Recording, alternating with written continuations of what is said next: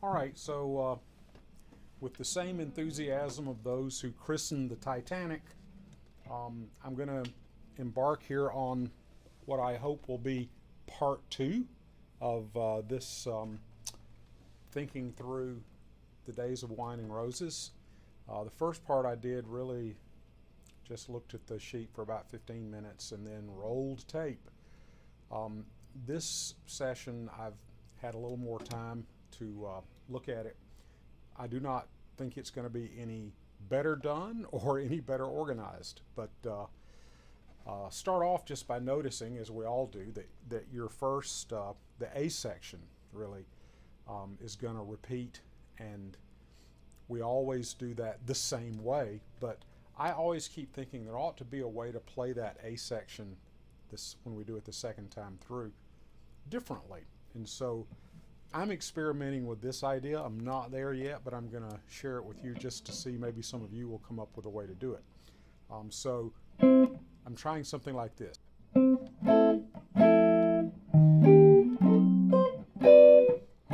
here it comes.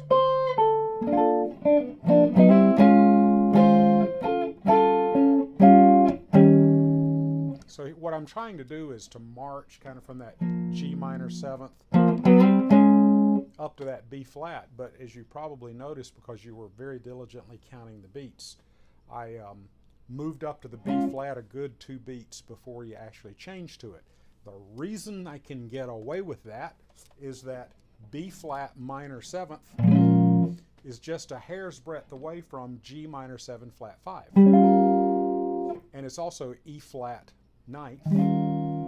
So even though I'm going, the feeling is that I'm shifting to the B flat, but in fact, I'm still on a G minor something. So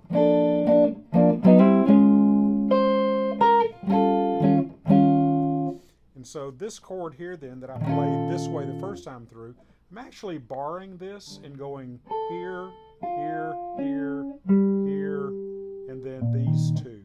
So it's looking like a mess, like that. So just once again, I'm going. I'd also like to walk down to that E flat,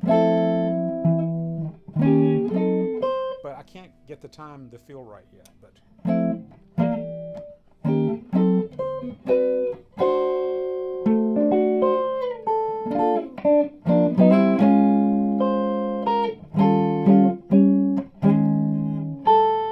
so that would be one way, that you can go to that. Then the next section then is very similar to the first half of the song, but with the change. In the first half, we went,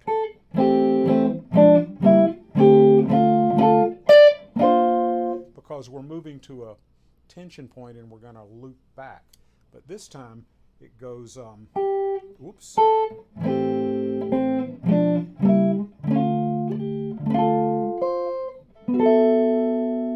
So we're going to a different point here.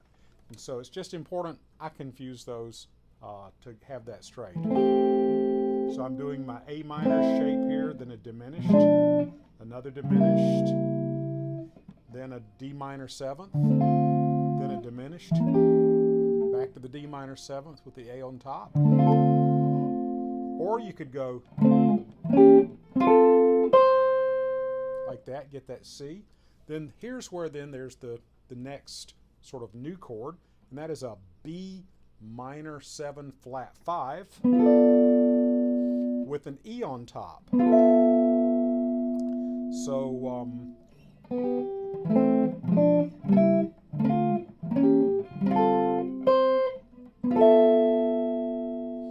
and that's a pretty common chord, but then the next one is the B flat 7 with an E natural on top.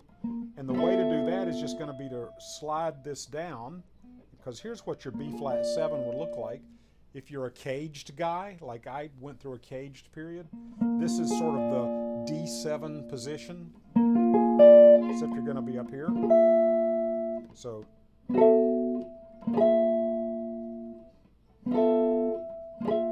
now I'm finding that I have trouble holding that B minor 7 flat 5 and then going to this other one.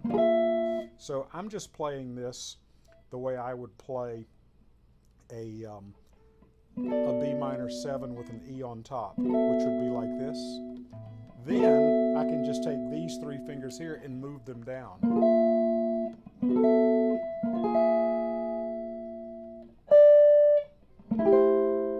And you can either play a traditional A minor 7 shape here, or you can play the C6-9, kind of the chordal sound, I think that is.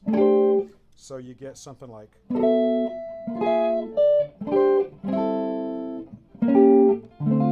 So I'm using my diminished shape again.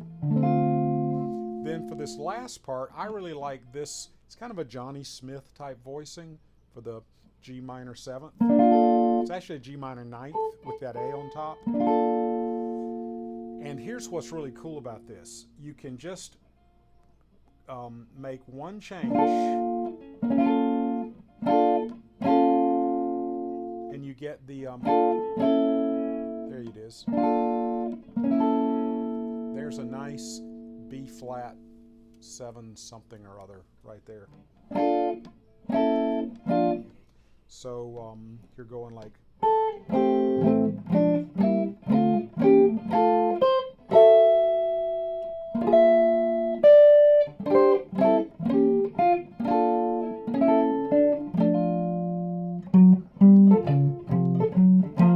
So then you do your turnaround. So at any rate then, my plan for the second half of the song is to repeat the first 2 lines with a few changes, just so it's not boring.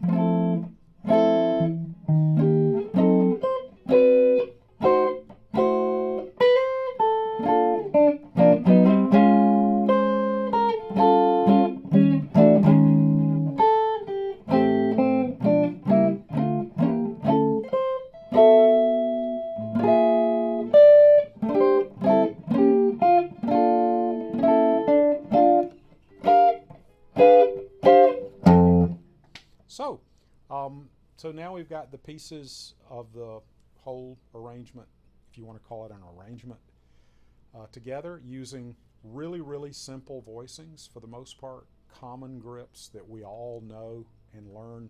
They're in any good jazz chord book. And keeping the melody on top. You want to keep the melody prominent. And then trying, in the name of a good solo guitar arrangement, to have a rhythmic pulse and a good bass movement. So I'm still kind of working on that first part. You know, Joe Pass once said, you don't have to walk the entire bass line. You can walk one measure, and it'll often create in the hearer's mind the illusion that you're walking all the bass lines. So you don't have to do them all.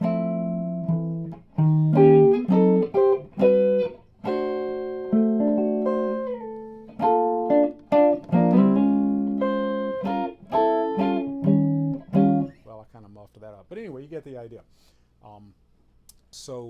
Also, you know, you want to move in that last 2 lines towards something that feels kind of climactic. You know, it's a high point. The big problem, you know, as we go up to those high places is finding the bass notes are actually really right in the center of the keyboard if you're a pianist. So I like a good bottom for my bass line, but there's no way to do it that I know of on this tune. So I guess the next stage then would be to try to turn these voicings into a more complete solo guitar performance. But another thing that you could do is with one pretty safe set of voicings that'll work. I mean, nobody's going to throw you out of the club if you play those voicings. Is now try to do a lot of substitutions, put some dark chords underneath there, find some more arresting way to play it, and that would be your out chorus. And then if you're going to do improvisation in a chord melody style, the way that I work on that is just by comping, just doing as much comping as I can, and then since there's no soloist to get confused with my comping, start comping in very fancy things, adding fills, and pretty soon the next thing you know, you're doing block chord solos. So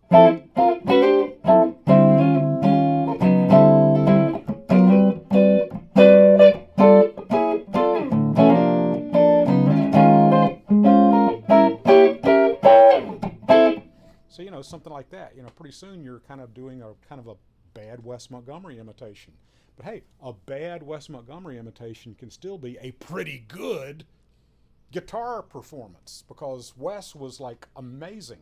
So if I get a C minus imitating Wes, that's still a B plus in most other clubs. So anyway, that's it for this song, and I'm gonna retreat now and try to figure out a more convincing way to play it. But now that I've got a way that I can at least survive the tune, I've got a format to start thinking about the way to play it. And also, if you're trying to improvise chord melody on the fly in front of an audience, and your creative idea is suddenly beginning to crash and burn, it's good to have a very basic set of phrases that you can fall back on and move to the next, till you get to the next phrase where you're feeling comfortable again. So any event, if you've listened to all this, I'm kind of impressed and amazed at your tolerance and graciousness, and I hope we all can come up with some truly exciting and fun ways. And this ought to be fun to listen to, but it also ought to be fun to play. I mean, when you rip out those lines, it ought to just sends a thrill of pleasure through me, just to go, just that kind of stuff just fires me up. And so you want to have fun playing, and people want to see you. This is one of the things I love about Wes Montgomery, is you see video of the guy playing. He's working hard, but he's having a great time. He's just grinning and laughing and talking to the bandmates, but he's also working really hard at his playing. Joe Pass had an enormous concentration when he played, but you can tell he was having a good time. There was a part in which he was playing the instrument, but Joe was also playing around. I mean, he was just having a good time. And so that's the thing I long for, is the freedom to make good music and to have fun doing it. And if you're making pretty good music and having fun doing it, I think audiences will enjoy it too.